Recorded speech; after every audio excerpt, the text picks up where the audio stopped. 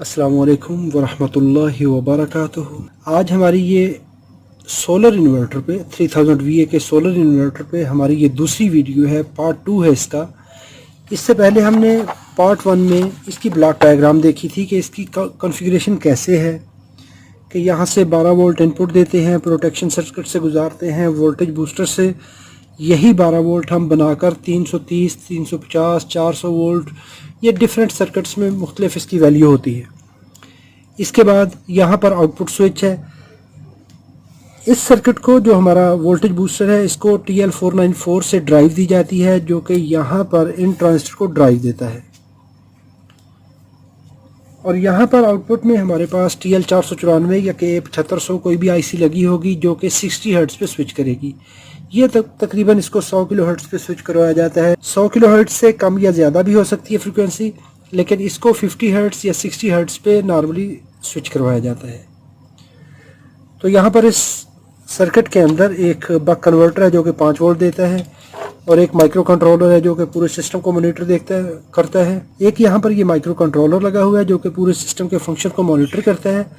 अगर आपने वो वीडियो नहीं देखी तो आप ये मेरे चैनल पे वीडियो नंबर 241 नंबर वीडियो देख लीजिए। चलें अभी आज के टॉपिक को शुरू करते हैं। आज के टॉपिक में हमने देखना है कि 12 वोल्ट को किस तरह से प्रोटेक्ट किया जाता है, प्रोटेक्शन कैसे लगाई जाती है, और उसके बाद वोल्टेज बूस्टर उसको किस तरीके से बूस्ट करता है। यानी 12 वोल्ट को हम high voltage 300 volt, 350 volt, 400 volt किस तरह बनाते हैं, और आउटपुट में ये किस तरह से DC वोल्टेज की फ्रीक्वेंसी कैसे बनाई जाती है, आउटपुट में स्विचिंग कैसे की जाती है। सबसे पहले हमने कहा था कि यहाँ पर हमारे पास इनपुट टर्मिनल है, पॉजिटिव और नेगेटिव। अगर इसको हम बड़े गौर से देखेंगे तो पॉजिटिव टर्मिनल यहाँ से चलते हुए आता है इस पॉइंट पर। यहाँ पर हमारे पास लगे हुए हैं 4 फ्यूज़ पैरेलल में है। चूँकि करंट यहाँ पर बहुत ज़्यादा होती है, उसकी वैल्यू को बढ़ाने के लिए, ज़्यादा करंट लेने के लिए ये पॉजिटिव, बैटरी का पॉजिटिव टर्मिनल यहाँ पे आता है। इससे आगे ये इसका सेकंड साइड है। तो यहाँ पर देख लेंगे तो ये हमारे पास फ्यूज़ है। तो फ्यूज़ के आगे देखेंगे तो हमारे पास ये 2 डायोड लगे हुए हैं, रेक्टिफायर है। तो ये बैटरी का नेगेटिव टर्मिनल आ गया। इस तरह से ये 2 रेक्टिफायर ये अभी क्यों लगाए गए, अभी देखिए ये एंड है पॉजिटिव, ये एंड है नेगेटिव। जब तक तो ये डायोड इस तरह लगे हुए हैं, सप्लाई सीधी आ रही है, तो ये डायोड ऑफ कंडीशन में है, रिवर्स बायस है। क्यों कि डायोड के कैथोड पर पॉजिटिव वोल्टेज अप्लाई हो रहे हैं फ्यूज़ के थ्रू, नेगेटिव इस साइड पे, तो ये डायोड रिवर्स बायस है। बैटरी के टर्मिनल या सोलर के टर्मिनल जो है, ये पॉजिटिव पे रेड लीड लगती है, ब्लैक लीड नेगेटिव पे लगती है। अगर किसी ने ये इस तरह उल्टी कर दी, चेंज कर दी, गलती हो सकती है। क्योंकि ये DC सप्लाई है। AC के अंदर तो पोलैरिटी कोई नहीं होती, लेकिन DC में पोलैरिटी होती है। आपको पॉजिटिव नेगेटिव का ध्यान रखना होता है। अगर तो ये तार ऐसे लगी हुई है तो ये सर्किट ठीक काम करेगा। जैसे ही हम ये रिवर्स लीड लगाएंगे तो क्या होगा, हमारे ये नेगेटिव वोल्टेज क्या हो गए, क्रॉस होके इस पे आ जाएंगे। जैसे ही लीड्स रिवर्स हुई, इस पिन पे नेगेटिव सप्लाई आ जाएगी, इस पे पॉजिटिव आ जाएगी, तो ये डायोड फॉरवर्ड बायस हो जाएगा। तो ये वोल्टेज यहीं से ही इसके थ्रू ऐसे क्रॉस होंगे, क्या होगा कि डायोड शॉर्ट हो जाएगा। फॉरवर्ड बायस 0.7 वोल्ट होते हैं, तो फुल करंट फ्लो करेगी। ये फ्यूज़ हमारे ब्लो हो जाएंगे, फ्यूज़ हमारे उड़ जाएंगे। तो नेक्स्ट सर्किट को पॉजिटिव सप्लाई या नेगेटिव सप्लाई नहीं जाएगी, तो नेक्स्ट सर्किट को हमारी रिवर्स सप्लाई नहीं पहुंचेगी। ये तो होगी प्रोटेक्शन, हमारी करंट की प्रोटेक्शन होगी यहाँ पर। इसके बाद आगे आ जाइए तो ये सप्लाई यहाँ पे देखेंगे तो यहाँ से चल के ये आ रही है इस पॉइंट पर 2 ट्रांसफार्मर्स की प्राइमरी वाइंडिंग पे। ये ट्रांसफार्मर की प्राइमरी और ये ट्रांसफार्मर की प्राइमरी। ये 2 ट्रांसफार्मर क्यों लगाएंगे हैं, क्योंकि ये सर्किट क्लेम करता है कि ये 3000 VA का है। तो 3000 VA को अगर आप वाट्स में कन्वर्ट करेंगे तो 2400 वाट बनता है। तो ये सप्लाई फ्यूज़ से गुजरने के बाद यहाँ पर ये सप्लाई ट्रांसफार्मर की प्राइमरी में आती है। प्राइमरी की सेंटर टेप वाइंडिंग में और ये दूसरे ट्रांसफार्मर की सेंटर टेप वाइंडिंग में। तो होगा क्या कि सप्लाई पॉजिटिव यहाँ से चली, इस साइड पे आ गई और इस साइड पे आ गई। अभी ट्रांसफार्मर की प्राइमरी के जो बाकी दो एंड हैं, 1 और 2 मॉसफेट ये लगी हुई हैं और ये वाइंडिंग इसी ट्रांसफार्मर की दूसरी वाइंडिंग इन दो पे जा रही है। दूसरे ट्रांसफार्मर की पहली वाइंडिंग इधर जा रही है, दूसरा एंड ये जा रहा है। यानी ट्रांसफार्मर की सेंटर टेप वाइंडिंग के दोनों एंड जो हैं वो 2-2 मॉसफेट के साथ लगे हुए हैं। दोनों मॉसफेट पैरेलल में हैं। अब ये देखिए, हम एक को ही डिस्कस कर लेते हैं। यहाँ पर देखें, एक एंड आ गया इस जगह पर और एक एंड आ गया इस जगह पर।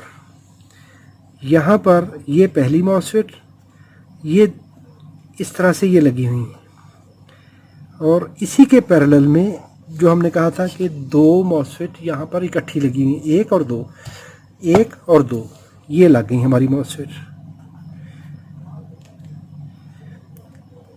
और ये कहाँ पे जाके जुड़ रही हैं मॉसफेट का दूसरा एंड देखिए, तो बैटरी के नेगेटिव टर्मिनल को उठाएं, यहाँ से ये इस जगह पे आ रहा है।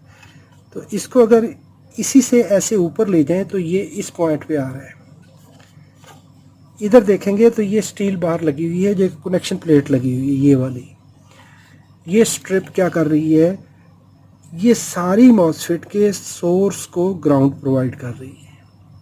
जो नेगेटिव सप्लाई है सारी मॉसफेट के सोर्स पिनों को ये सप्लाई चली जाएगी, ग्राउंड सप्लाई। तो हमने कहा ये सप्लाई यहाँ से चली, इन दोनों मॉसफेट पे आ गई, इसी तरह अगली 2 मॉसफेट के सोर्स पे आ गई। ये सारी मॉसफेट्स आपस में इस तरह से लगी हुई। एक एंड हो गया, दूसरे एंड पे फिर 2 मॉसफेट लगी हुई हैं। इनको हम ये कलर दे देते हैं। यानी ये सारी मॉसफेट जो है, अभी एक साइड की मॉसफेट ये आ गई, एक साइड की मॉसफेट ये आ गई। ये हो गया हमारा पुश पुल ट्रांसफार्मर। एक दफ़ा ये स्विच करेगा, अभी नेगेटिव सप्लाई यहाँ से चलेगी, ये नेगेटिव लाइन इस तरह से चलेगी, इस ट्रांसफार्मर की इस साइड से होते ही पॉजिटिव तक अपना सर्किट मुकम्मल कर लेगी। जब दूसरा हाफ साइकिल आएगा तो ये ऑफ हो जाएगी, उस वक्त ये मॉसफेट काम करेगी। तो क्या करेगी, ये नेगेटिव करंट यहाँ से चलेगी, ऐसे होते हुए अपने पॉजिटिव तक पाथ मुकम्मल कर लेगी। अगर आप कन्वेंशनल करंट की बात करते हैं तो पॉजिटिव से नेगेटिव की तरफ इस तरह फ्लो करवा लें। इलेक्ट्रॉनिक करंट की बात करेंगे तो इस तरह से, यानी बात हुई है कि करंट ट्रांसफार्मर की वाइंडिंग में से गुजरेगी। ये बार बार स्विच करेंगे, ये ऑन ये ऑफ, ये ऑन ये ऑफ, ये एक दूसरे के अपोजिट काम करते रहेंगे। क्यों कि पीछे इसको ड्राइव देने वाली जो आईसी है वो TL494 है। तो ये यहाँ पर जो इनके गेट्स हैं, तो ये गेट इस तरह से लगे हुए हैं। गेट इस मॉसफेट को और दूसरे ट्रांसफार्मर की इस सेट को और इस सेट को, ये एक ड्राइव आ रही है। दूसरे 4 मॉसफेट, इस ट्रांसफार्मर के एक एंड को और इस ट्रांसफार्मर के एक एंड को एक ड्राइव आ रही है। तो ये यहाँ पर लगी हुई है हमारी TL494 आईसी।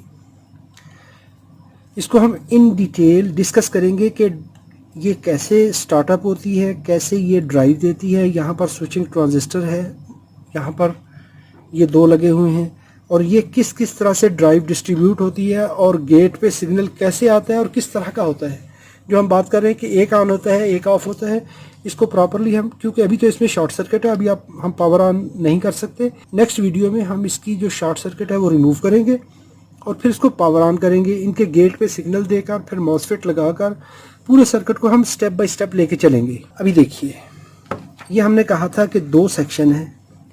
जैसे एक साइड पे ये ट्रांसफार्मर आ गया, इसकी ये मॉसफेट्स आ गई, बिल्कुल उसी तरह जैसे ये है उसी तरह ही ये काम, क्योंकि ये पैरेलल में काम कर रहे हैं। तो ये इस तरह से हमारी सेटिंग होगी। इस साइड का ट्रांसफार्मर ये और इसकी 2 मॉसफेट्स, ये ड्राइव भी होगी। ये पुश पुल ड्राइव आएगी, यानी एक ऑन एक ऑफ, एक ऑन एक ऑफ। तो इस तरह से ये स्विच करेंगे। अभी इन ट्रांसफार्मर में एक और चीज़ है, इनकी प्राइमरी पैरेलल में है। क्यों कि प्राइमरी में हमें बहुत ज़्यादा करंट चाहिए। किस लिए? क्योंकि हमने 12 वोल्ट को स्विच करवाना है। 12 वोल्ट से आपने 3000 VA लेने हैं, तो जितनी आपको वाटेज आउटपुट में चाहिए उतने वाटेज आपने प्राइमरी में कंज्यूम करवाने हैं। तो वो करंट प्राइमरी में दो ट्रांसफार्मर्स को डिवाइड करके हम आउटपुट में ले रहे हैं। आउटपुट में क्या है कि यहाँ पर आउटपुट में ये दो ट्रांसफार्मर्स की वाइंडिंग्स, जो सेकेंडरी वाइंडिंग है वो सीरीज़ में है।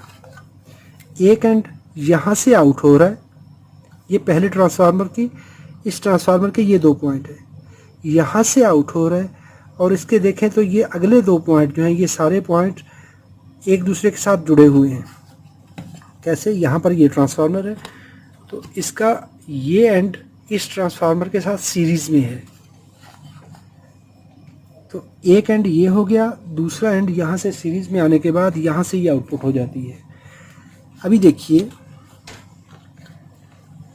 इन ट्रांसफार्मर की दोनों की जो आउटपुट है, ये देखिए जो मैं बात कर रहा था कि एक पॉइंट तो ये आ रहा है, ये वाला इस ट्रांसफार्मर से, ये सीधा ये इस डायोड के एक साइड पे आ रहा है। अगर इसको देखेंगे तो इस ट्रांसफार्मर से ये जो आउट हो रही है, जो कि सीरीज़ होने के बाद ये रियर साइड से सीरीज़ हो रहा है, और ये इसका आउटपुट पॉइंट है एक एंड ये हो गया, एक एंड ये हो गया। तो यहाँ से जो आउट हो रहा है वो इस पॉइंट पे आ रहा है। अभी यहाँ पर एक बड़ी मज़े की बात है, यहाँ पर देखिए तो हमारे पास इस जगह पर हमारे पास 2 तरह के डायोड लगे हुए हैं। एक है CT और एक है CA, कॉमन एनोड और कॉमन कैथोड। तो ये इसका आउटपुट पॉइंट है, ये वाला, ये इसका आउटपुट पॉइंट है, और इसका ये वाला आउटपुट पॉइंट है। इन्हीं को अगर हम ट्रेस करेंगे, इन दोनों डायोड्स के जो आउटपुट पॉइंट हैं ये जा रहे हैं हमारे इस कैपेसिटर पर। यहाँ से देखेंगे इसको बैक साइड पे ले जाए, इसको भी बैक साइड पे ले जाएं। अभी एक इस पॉइंट पे आ गया और दूसरा इस पॉइंट पे आ गया। यहाँ से ये हमारी एक वाइंडिंग हो गई पहले ट्रांसफार्मर की, और इसका ये पॉइंट, ये जो हमने कहा था कि ये कॉमन हो रहा है, सीरीज़ हो रहा है, तो ये सीरीज़ यहाँ पर दोनों ट्रांसफार्मर की जो सेकेंडरी वाइंडिंग है वो इस तरह से सीरीज़ में आ गई। यहाँ से आउटपुट हो गई और एक एंड ये हमने आउटपुट ले लिया। ये यहाँ पर अभी हमने कहा था कि 2 डायोड पैक लगे हुए हमारे पास मोल्डेड हैं, यानी एक कॉमन कैथोड वाला और कॉमन एनोड वाला। तो ये 4 डायोड मिलकर इस तरह से ये ब्रिज रेक्टिफायर बना रहे हैं। अभी ये और ये एक डायोड है, ये और ये दूसरा एक डायोड है, एक पैक है। तो यहाँ पर हमारे पास ये हमारा हाई वोल्टेज का कैपेसिटर आ गया। इसकी रेटिंग है 450 वोल्ट, 450 वोल्ट, 120 माइक्रोफैरड। तो यहाँ से जो वोल्टेज AC बने, अभी देखिए कहानी किस तरह बन गई। DC वोल्टेज लिए, स्विच करवाए प्राइमरी में, प्राइमरी से सेकेंडरी में गए, सेकेंडरी में सीरीज़ किया, प्राइमरी में पैरेलल, सेकेंडरी वाइंडिंग सीरीज़ में, ताकि वोल्टेज ज़्यादा बने।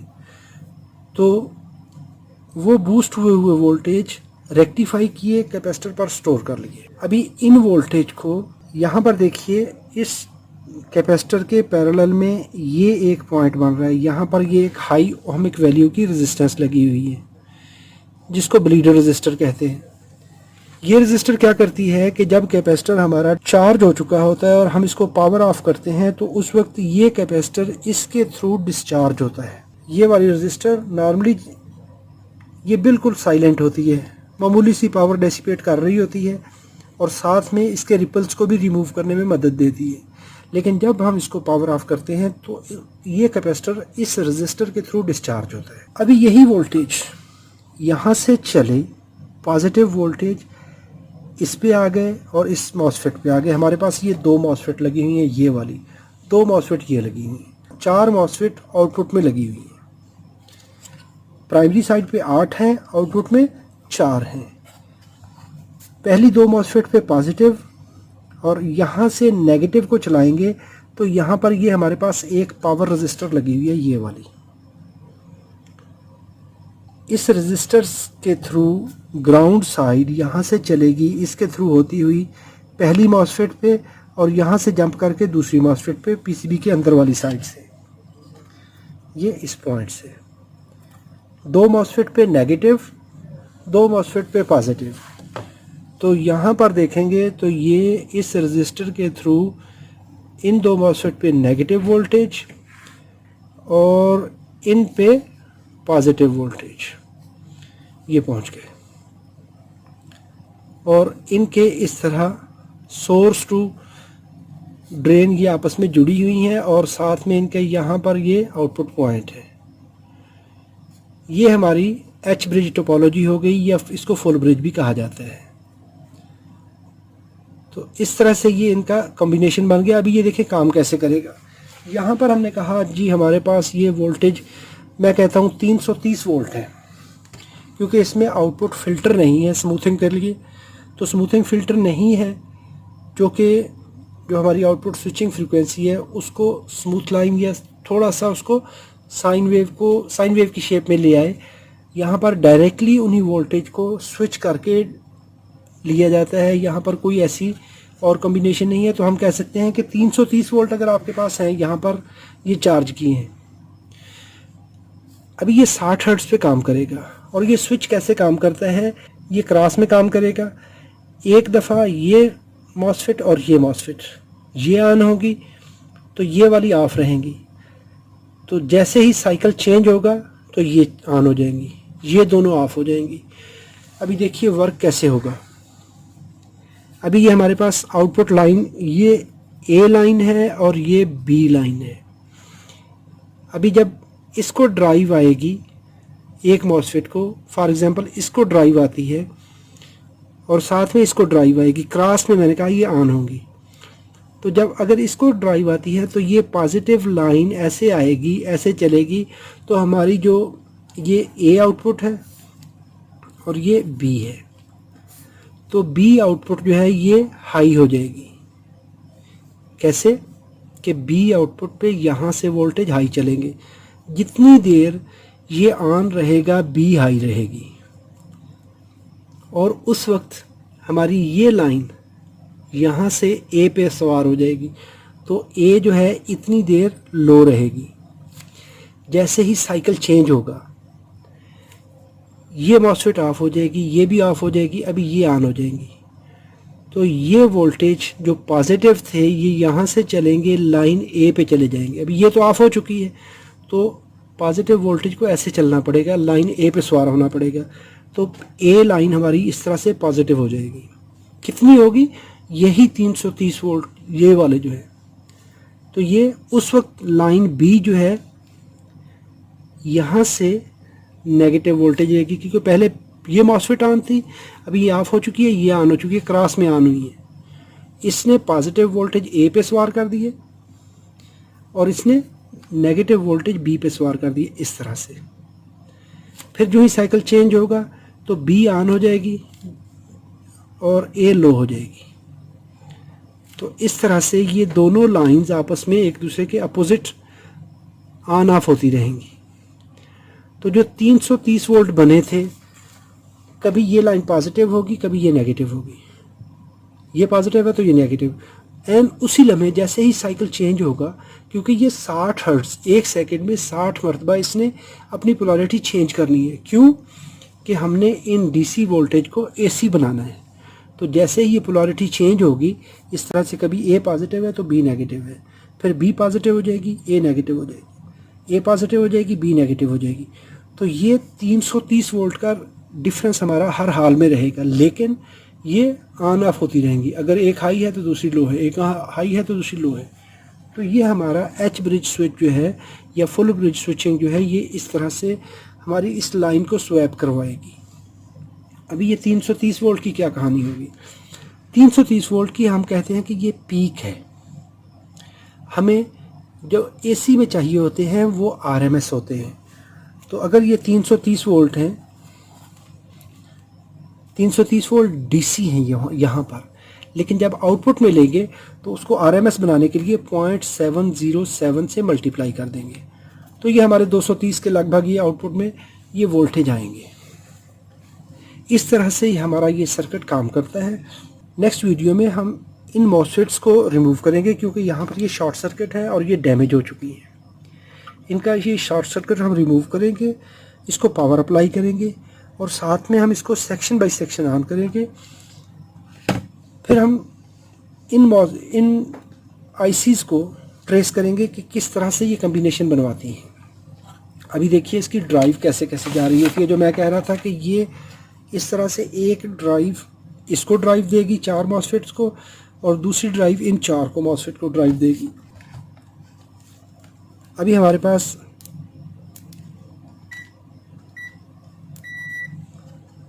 ये ट्रांजिस्टर है और ये इसकी आउटपुट है। इसको देखेंगे, ये पहली मॉसफेट को ड्राइव दे रहा है और यहाँ पर ये दूसरी मॉसफेट को दे रहा है। इसके साथ इसका कोई ताल्लुक नहीं है।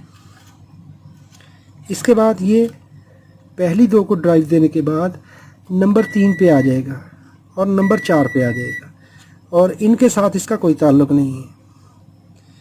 अभी ये ट्रांजिस्टर देख लें तो ये ट्रांजिस्टर ये पहली के साथ इनका कोई ताल्लुक नहीं है, लेकिन ये 3 नंबर इसको 4 को 7 को 7 और 8 को ये ट्रांजिस्टर इस पेयर को ड्राइव देगा। ये वाला ट्रांजिस्टर इन 2 को ड्राइव देगा। इन दोनों को इस TL494 से ड्राइव आएगी। यहाँ पर ये हमारी आईसी लगी हुई है, इसका भी हम फंक्शन देखेंगे। यहाँ पर माइक्रो कंट्रोलर है और ये हमारा एच ब्रिज ड्राइवर है। यहाँ पर KA7500 लगी हुई है, यहाँ पर TL494 भी हो सकती है। इसने 60 हर्ट्ज पे स्विच करवाना है। उम्मीद करता हूँ दोस्तों ये वीडियो आपके लिए मालूमाती है। अगर मालूमाती है तो इसको लाइक कर लीजिए। अगर आपने मेरे चैनल को अभी तक सब्सक्राइब नहीं किया तो सब्सक्राइब कर लीजिए। आपका कोई सवाल हो तो वीडियो के कमेंट बॉक्स में लाजमी लिखिए, मुझे आपकी राय का इंतज़ार रहेगा। अल्लाह रब्बुल इज़्ज़त आप सबको अपनी हिफाजत में रखे। अपना बहुत सारा ख्याल रखिएगा। अस्सलामु अलैकुम वरहमतुल्लाहि वबरकातुहू।